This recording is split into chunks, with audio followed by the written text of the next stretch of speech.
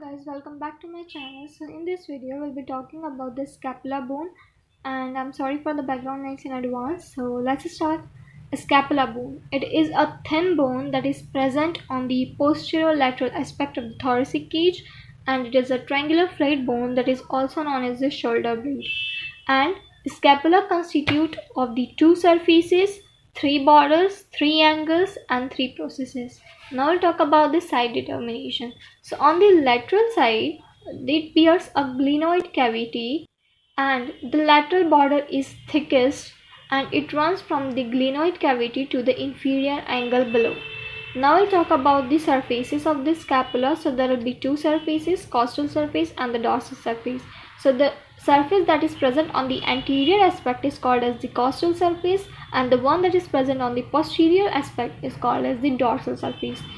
So costal surface constitute of the subscapular fossa, and there will be three longitudinal ridges are present, and on the dorsal surface spinous process is present.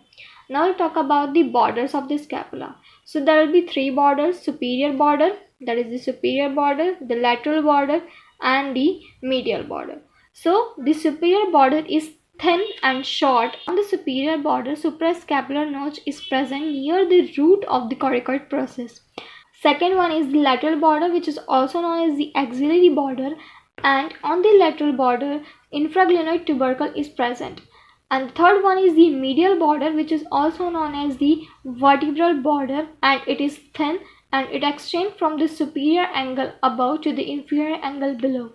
Now we'll talk about the angles. So there will be three angles: superior angle, inferior angle, and the lateral angle. Superior angle is covered by the trapezius muscle, and the inferior angle is covered by the latissimus dorsi muscle. And on the lateral angle, it is also known as the glenoid angle, and it bears the glenoid fossa.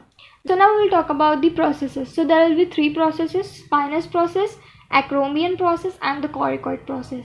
So the spinous process divides the dorsal surface of the scapula into the supraspinous fossa and the infraspinous fossa, and its posterior border is called as the crest of the spine. Second one is the acromion process.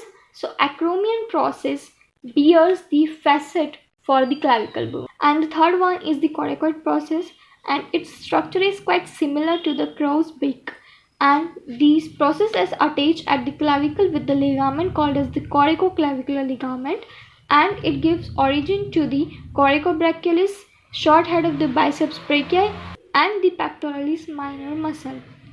Now we will talk about the foramen of the scapula, and there will be suprascapular foramen that transmit the suprascapular nerve, that is the suprascapular artery passes above transverse scapular ligament. Now we'll talk about the attachments. So at the tip of the coracoid process, three muscles are attached, that is the PCB, pectoralis minor, coracobrachialis, and the short head of the biceps brachii. Tip of the coracoid process gives origin to the short head of the biceps brachii and the coracobrachialis, but it gives insertion to the pectoralis minor muscle. Now let's talk about the medial border. So on the medial border, there will be insertion of the muscles. So on the anterior side, there will be insertion of the serratus anterior muscle, and on the posterior side, three muscles are inserted, that is the levator scapulae, rhomboid major muscle, rhomboid minor muscle. And the lateral border gives origin to the muscles, that is on the anterior side, subscapularis muscle is originated, and from the posterior side, teres minor and teres major muscles are originated. So now we will talk about the deltoid muscle and the trapezius muscle. So deltoid muscle arises from the lower border of the spine and from the lateral border of the acromion process, but the trapezius muscle is inserted into the upper border of the spine and the medial border of the acromion process. And above the spine, supraspinatus muscle is originated, and below the spine there will be origin of the infraspinatus muscle. And on the subscapular fossa, there will be origin of the subscapularis muscle, and the supraglenoid tubercle give origin to the long head of the biceps, and the infraglenoid tubercle give origin to the long head of the triceps, and the suprascapular notch gives origin to the inferior belly of the omohyoid. Now we'll talk about some extra points. So when there will be paralysis of the serratus anterior muscle, so there will be condition called as the winging of a scapula is seen when the arm cannot be abducted beyond 90 degrees. And second will be the scaphoid scapula when the medial border becomes concave. Third one, circumflex scapular artery lie between two slips of the teres minor muscle. So now we will talk about the ossification of the scapula, and the first one will be the subcoracoid center, that it appears at the 10th year of the age and fuses in 16th to 18th year of the age. Second one is the coracoid process that appear during first year and it fuses during 15th year.